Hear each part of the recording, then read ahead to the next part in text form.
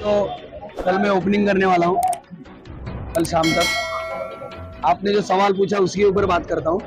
मेरे मैनिफेस्टो में मैंने 7 दिन पहले डाल दिया है, मैं एक हिंदू समाज भवन बनाने जा रहा हूँ। अच्छा सर, मैं जी देखिए, बिल्डर की दलाली करना मतलब बिल्डर और नागरिकों के बीच में आके कोई बोलने नहीं आता है। वर्ड टू वर्ड ध्यान दीजिए। कोई बोलेगा नहीं कि मैं बिल्डर के ऑफिस में बैठा हूँ, आप आओ ये काम करके लो, वो काम करके लो, ऐसा तो कोई बोलेगा नहीं। सब पीठ पीछे ही काम करते हैं, ये तो बात पता है ना। आप एक काम कीजिए, हमारे सुनील प्रभु जी का अभी जहाँ पे घर बना है, वो घर कहाँ से आया, वो घर किधर से आया। देखिए, मैं आज तक बोलते आया हूँ, मुझे किसी के पर्सनल चीज़ों में जाना नहीं है। जो भी अपने आप से कमा रहा रहेगा उसको उसकी कमाई मुबारक, लेकिन मुझे जनता के लिए लड़ना है। इस जनता का अगर पैसा उन्होंने खाया रहेगा तो मैं आपके चैनल के माध्यम से बता रहा हूँ, एक काम कीजिए। आप सुनील प्रभु जी से मेरा एक सवाल है आपके माध्यम से कि दिंडोशी विधानसभा में लास्ट 5 सालों में, बराबर ना, लास्ट 5 सालों में उन्होंने जितना फंड खर्चा किया वो अपने मैनिफेस्टो में पूरे हिसाब के साथ डाल दे, मैं उनका समर्थन करूँ। अभी सर मेरा यही बोलना है, शिव सैनिक था बोले हो, मेरे बड़े भाई है, उनको मैं करेक्ट करता हूँ। मैं आज भी शिव सैनिक हूँ, मेरा शिव सैनिक पद कोई नहीं निकाल सकता। और दूसरी बात, लोगों के बहकावे मतलब क्या, जगदीश मिश्रा जी जो मेरा समर्थन कर रहे हैं, मतलब जो मेरे साथ है वही हो गए ना। आज वो मेरा समर्थन कर रहे हैं, मैंने अपक्ष फॉर्म भरने के बाद उन्होंने समर्थन किया है, मतलब मेरे विचारों से प्रेरित होकर उन्होंने किया है, क्योंकि वो हिंदू भक्त है और वो हिंदू विचार रखते हैं। मैंने आज तक का काम क्या किया है उनको पता है, इसके लिए उन्होंने समर्थन किया। आज संभाजी ब्रिगेड है, मैं तो उनके पास नहीं गया था समर्थन मांगने। आज वो इतने सालों से इधर संभाजी ब्रिगेड का काम कर रहे हैं, इतने सालों से लोगों की सेवा कर रहे हैं, उनको कुछ तो लगा कि एक गरीब कुटुंब का, एक सामान्य कुटुंब का लड़का अगर इतना बड़ा स्टेप उठा रहा है और आगे जा रहा है और लोग उसको प्रेरित कर रहे हैं, लोग उससे प्रेरित हो रहे हैं और लोगों का उनको सपोर्ट मिल रहा है, तो संभाजी ब्रिगेड ने मुझे समर्थन किया। आज जो 35 साल से कांग्रेस में थे राकेश यादव जी, उनका भी मैं आभार मानता हूँ आपकी तरफ से। उनके पास तो मैं नहीं गया था कि सर मुझे समर्थन किया, लेकिन उन्होंने पहले ही कहा था, रुपेश अगर तेरा फॉर्म कंटिन्यू रहा तो मेरा जाहिर समर्थन रहेगा, मेरे सामने पूछ लिया, बराबर है। अभी ये कहाँ से आए, ये क्लास सर मेरा यही बोलना है, आज भी लोगों को लाइट अगर कहीं से लेनी पड़ रही है, मतलब पैसा नहीं देके वो बेचारे गरीब रहते हैं, उनको कहीं से लाइट लेनी पड़ रही है, तो इसके लिए जिम्मेदार कौन है, लोक प्रतिनिधि है ना। अगर वो लाइट उनको पहले से अच्छी तरह से पूरी जमीन के नीचे से बिछा के प्रॉपर दी गई रहती, तो बेचारा लड़का नाले में उतरता था। वो बेचारा अपने घर में लाइट आए, अपने बच्चों की पढ़ाई हो सके, इसके लिए कहीं ना कहीं प्रयास करके नाले में उतरा रहेगा। उसका दुर्लभ था कि उसकी जान चली गई। मैं आपके चैनल के माध्यम से उसको श्रद्धांजलि अर्पित करता हूँ, लेकिन ऐसी घटना अगर लाइट पाने के लिए होती रहेगी तो हमें दर्द होता है कि हम किस जमाने में जी रहे हैं। आज मैं बार बार यही बोल रहा हूँ, हम चांद पे पहुंच गए लेकिन हम लाइट नहीं दे पा रहे हैं। इसी समस्या के लिए तो सर मुझे ये मेरा फॉर्म भरना पड़ा। अगर ये आप सही तरीके से काम करते तो मुझे ये सब नहीं करना पड़ता। कहीं ना कहीं रुपेश जी, परिवार में 2 ऐसे छोटे बच्चे हैं जो 4 और 5 साल के हैं। आचार संहिता है, कोई राजनीति नहीं है। अगर शासन प्रशासन से जो अवैध तरीके से चोरी की लाइट के वजह से उस बच्चे की जान चली गई, हुआ है, वो 14 साल का है, आज वो विधवा हो गई उसकी औरत, उस परिवार के लिए क्या मांग करना चाहेंगे एक इंसान होने के नाते? नहीं, देखिए मेरा यही बोलना है कि अगर उसकी बीएमसी के नाले में उतर के अगर किसी वायर के करंट से मौत हो गई तो इसके लिए प्रशासन भी उतना ही जिम्मेदार है। प्रशासन ने आगे आके इस पे पूरा अभ्यास करके उस कुटुंब की जितनी हेल्प कर सके उतनी करनी चाहिए। मैं आपके माध्यम से प्रशासन को भी विनती करता हूँ कि वो कोई चोरी नहीं कर रहा था, उसको चोरी नहीं बोलते, वो अपनी दुविधा थी, उसकी दुविधा थी, वो जहाँ रह रहा था वहाँ लाइट समझो आती नहीं रहेगी, तो ये इसके लिए जिम्मेदार कौन है, यहाँ के लोक प्रतिनिधि है। वो बेचारा अपना काम कर रहा था, अपने घर वालों की सेवा करने के लिए कर रहा था, उसका दुर्भाग्य, उसकी मौत हो गई। मुझे यही बोलना है कि प्रशासन ने भी उनको सही तरीके से मदद करनी चाहिए, उनके कुटुंब की मदद करनी चाहिए। आज राजनीतिक है, इसके लिए मैं कुछ उसके बारे में बोल नहीं सकता, लेकिन मैं भी इसके ऊपर ध्यान रखूंगा। रुपेश जी, आपने मेनू फैक्ट्री के बारे में बात किया। दिंडोशी विधानसभा में सिर्फ उत्तर भारतीयों की चर्चा निरंतर होने जा रही है। इसके लिए सर ने जब सवाल पूछा, मैंने कहा, मैंने 7 दिन पहले मैंने मैनिफेस्टो में डाला है, मैं हिंदू समाज भवन बनाने जा रहा हूँ। हिंदू समाज भवन मतलब उसमें सभी जाति, सभी धर्म, सभी आ गए, जिनको शादी करने के लिए हॉल उपलब्ध नहीं होता, कोई फंक्शन करने के लिए हॉल उपलब्ध नहीं होता, यही मेरा मानना था। और उनको सबसे कम दाम में उनको हिंदू समाज भवन यूज करने मिलेगा। और एक भव्य ऐसा हिंदू समाज भवन इस कुरार के बीचों बीच बनाया जाएगा, और ये मिडिल क्लास पब्लिक के लिए बनाया जाएगा जिनकी आमदनी कम है। रुपेश जी, कुछ ऐसे भी जगदीश जी, एक स्टेटमेंट आपका निकला था जो कि मैं आपसे सवाल करता हूँ कि आपने एक वचन किया है कहीं पर कि मैं खुद जगदीश मिश्रा अगर रुपेश कदम जीतते हैं तो दिल्ली में जो भवन बनने वाला हिंदू भवन, उसके लिए स्वयं खर्चे से योगदान करूंगा। ऐसा है, जगदीश मिश्रा कोई अरबपति जैसे ये दो लोग लड़ रहे हैं, ऐसा अरबपति नहीं है। जगदीश मिश्रा यही डिंडोशी के समाज के सामने, हिंदू समाज के सामने कटोरा लेके जाएगा और भीख मांगेगा कि ये जो हिंदू भवन बनने वाला है, जो रुपेश भाई बनवाएंगे, हम सब मिलकर बनवाएंगे। यहाँ पे जितनी भी हमारी बहनें हैं, बेटियां हैं, उनके लिए जो हमारे समाज में कैसा होता है कि बारात आती है, और ये डिंडोशी एक गांव है, तो इसमें जितनी भी मेरी बहनें रहेंगी, वो बाहर से आने वाला दूल्हा जो रहेगा वो मेरा जीजा रहेगा, आप समझे। और जो बाराती रहेंगे उनके लिए पूरा स्वागत हमारी तरफ से रहेगा। समाज, यहाँ का जो डिंडोशी का समाज है, वो उसकी हेल्प करेगा। गरीब आदमी जब अपनी बेटी की शादी, मेरी 3 बेटियां हैं, गरीब आदमी जब अपनी बेटी की शादी करता है ना, तो भाई कर्जा लेता है, उसको वो कर्जा खा के लोग चले जाते हैं।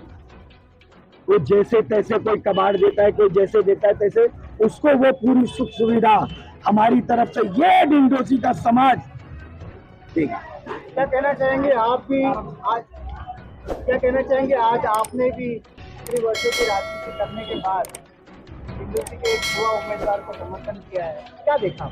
यही जो यहाँ की समस्या है, जो उनका निराकरण नहीं हो रहा था, जो आज आप बता रहे हो उत्तर भारतीय भवन की बात आज हो रही है, क्या वो पहली बार आज चुनाव लड़ रहे हैं? पिछले 15 वर्षों में 3 चुनाव लड़े, ठीक है, ये चुनाव हारे 10 वर्ष तक रहे और 7.5 वर्ष सत्ता में रहे, तब उन्हें क्या उत्तर भारतीयों की समस्या नहीं दिखी थी? आज वो सिर्फ और सिर्फ उत्तर भारतीय को बरगला कर सिर्फ वोट की राजनीति करने के लिए उत्तर भारतीय भवन का नाम ले रहे हैं। और मैं कहना चाहूंगा उनसे, 15 वर्षों में उन्हें उत्तर भारतीय याद नहीं है और सबसे ज्यादा जाति भेद करते हैं। इसलिए मैं चाहूंगा उत्तर भारतीयों, संभल के रहिए। जो 10 वर्ष में 7.5 साल सत्ता के साथ रहने के बाद आपको भवन नहीं दिया, आने वाले समय में भी नहीं देगा। आप वोट की राजनीति से हटे, हमारे इस डिंडोशी के वोटर को डिंडोशी का विधायक बनाना है, और चाहे किसी भी धर्म और किसी जाति और किसी भी प्रांत का हो, हम सभी रुपेश कदम के साथ। कहीं ना कहीं आपका ऐसा कहना है कि आमदार सुनील प्रभु जी ने चुनावी मुद्दा है, जुमला है ये सिर्फ जुमला, क्योंकि पहले जिस पार्टी के साथ 14 में लड़े, 9 में लड़े या 19 में लड़े, तीनों चुनाव कहीं न कहीं जुमलेबाज पार्टी के साथ ही लड़े हैं। तो आज वो फिर से जुमला सीख गए हैं और ये जुमला दे रहे हैं, उत्तर भारतीय उस बहकावे में नहीं आएंगे। तो राकेश, आप रुकिए, अगर आपका नहीं निकलोगे तो मैं पूरा खुले तौर से आपके साथ रहूंगा, और पूरे जितनी सेवा मैंने की है, जो मेरे साथ लोग हैं आज इनके साथ लगे हैं, चाहे वो किसी भी दल के हों, जो मुझे समर्थन दे रहे थे, पूरी तरह से इनके साथ हैं। और उसमें मैंने 110 कार्यकर्ताओं के साथ इनके साथ 10 तारीख को मीटिंग ली है, और 110 कार्यकर्ता वहां पर आकर बैठे। उसके बाद हमने इनका समर्थन किया उन 110 लोगों के सामने। और रोज ये सुनील प्रभु सोच रहे हैं कि 40 और 41 मेरा प्लस पॉइंट है, तो सबसे ज्यादा माइनस 40-41 में होंगे। जिस तरह एनएनपी के भूखंडों को बेचने में उन्होंने मदद की है, जिस तरह के एनएनपी लोगों के प्लॉट के साथ उन्होंने भेदभाव किया है कि एक ट्रस्टी को उन्होंने उस पर प्रॉपर्टी कार्ड पर बिठाया है, क्योंकि वो नहीं होना चाहिए था, वो सब खुलेगा। और सबसे ज्यादा घाटे में वो जिस 40-41 पे चल रहे हैं, वहाँ के सभी समाज के लोग, सभी वर्ग, सबसे ज्यादा उन्हें एनएनपी में भरोसा है, और सबसे ज्यादा पीछे एनएनपी में ही रहेंगे। आप लिख लेना। हो सकता है सर, आपको 3 दिन का मामला है, दबाव आए, कुछ भी हो, दबाव तो 2 दिन से चल रहा है सर, दबाव 2 दिन से चल रहा है। मैं दबाव में बली पड़ता तो इनके साथ आता ही नहीं। मैंने फॉर्म भरा, 30 पे मेरा रिजेक्ट हुआ, दबाव था, मैंने इन्हें वादा किया था अरे सब 5 कुछ क्या दबाव आ सकता है तो पैसे में राकेश यादव बिकेगा नहीं है, उन्हें भी पता है, ये ध्यान में रखिए। और मेरा घर भी भर देंगे तो मैं 14-20 तक घर नहीं जाऊंगा, मैं लोगों के बीच रह लूंगा 20 तारीख तक, ये ध्यान में रखिए। आपने आज संभाजी ब्रिगेड के माध्यम से रुपेश कदम जी को समर्थन किया है, क्या देखा आपने? देखिए ये 10 साल से हम लोग ने देखा है, इसके पहले जो महापौर रहे और ये जब पानी की जो समस्या थी, ये पानी की समस्या ये महापौर रहते हुए नहीं छुड़ा सकते। उसके बाद में उन्होंने 10 साल जो ये आमदार रहे और उसमें जो दिक्कत आई सर्व सामान्य आम आदमी को जो आई, उसमें भी उन्होंने कोई हेल्प नहीं की। अभी हमने IT पार्क में गए बार एक रास्ता जो बारिश में पूरा धंस गया था, उसे 9 महीना हो गया उन्होंने किया नहीं था। और वो संभाजी ब्रिगेड के हमारे 5 कार्यकर्ता बैठ के 2 महीने में वो काम करवा दिया।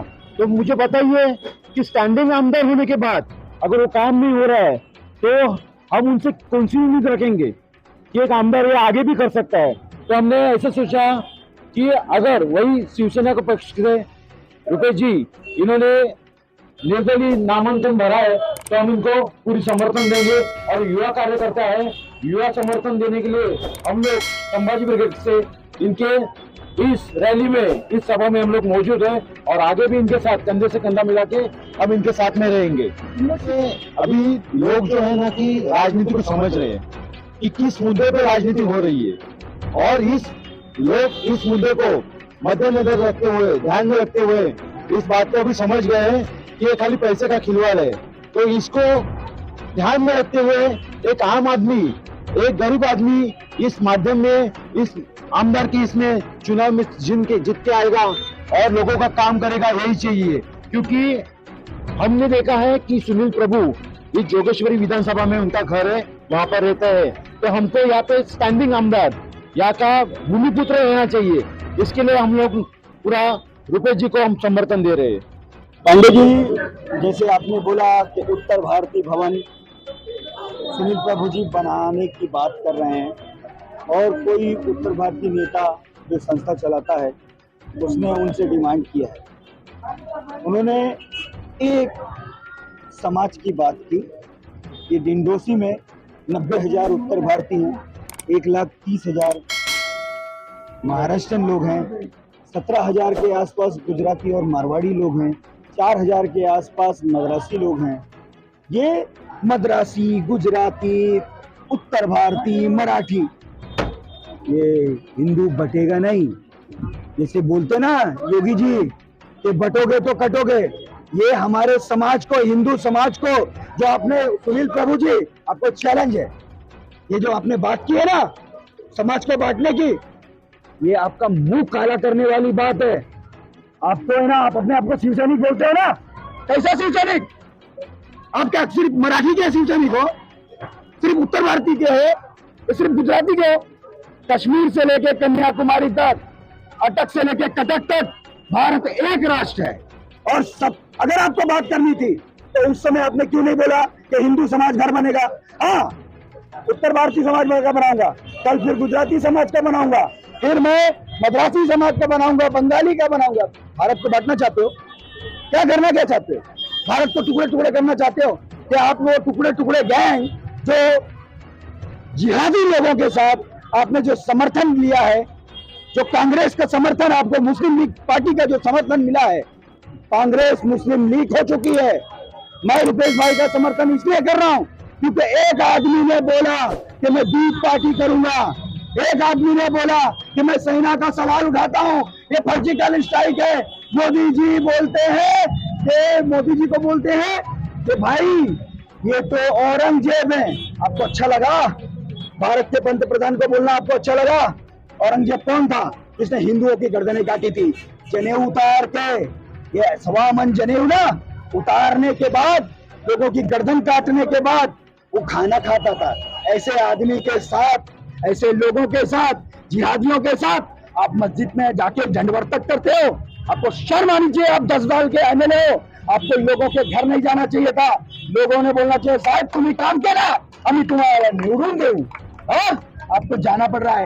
ए मियां लोग, ए मुल्ला लोग, अब मुझे चुन के दो, 40,000 है, 60% वोटिंग होगी, आपको कितना वोट मिलेगा? अगर ये हिंदू समाज जिसके साथ खड़ा होगा वो आदमी यहाँ से चुन के आएगा। और ये हिंदू समाज 100 होकर रुपेश भाई के साथ खड़ा है। ये मेरा छोटा भाई है, पूरा समर्थन हर गली हर नुक्कड़ से रुपेश भाई को एक एक युवा साथ देगा। और हम लोग बताएंगे 20 तारीख को क्या होगा। एक एक घर से लोगों को निकालेंगे, जिसकी विचारधारा हिंदुत्व की विचारधारा है उस आदमी को साथ में लेंगे और हम वोट करवाएंगे। ये बिंदु जी का युवा जाग गया है। भारत में 70% युवा है, वो युवा जाग गया है। अब आपको है ना, जो यहाँ पैदा हुआ, मैं भी यहाँ पैदा हुआ, रुपेश भी यहाँ पैदा हुआ, हम अपने बीच के आदमी को ही चुन के देंगे, बाहरी को भगा देंगे। ये चैलेंज है इस भारत के युवाओं की तरफ से और बिंदु जी के युवाओं की तरफ से। माझा आवडता पक्ष आजही असेल, आजही हिंदुत्व सम्राट बाळासाहेब ठाकरे हे माझ्या प्रेरणास्थानी आहेत. ज्या पक्षासाठी मी जीवाचं रान केलं, संपूर्ण महाराष्ट्रात पक्ष वाढवण्यासाठी 36 जिल्ह्यांचे कमीत कमी 3 ते 4 वेळा दौरे गेले. महाराष्ट्रातील समस्या जाणून घेतल्या, शेतकऱ्यांच्या समस्या जाणून घेतल्या. लातूर असू दे, हिंगोली असू दे, गडचिरोली असू दे, चंद्रपूर असू दे, परभणी असू दे, नांदेड असू दे, जळगाव असू दे, धुळे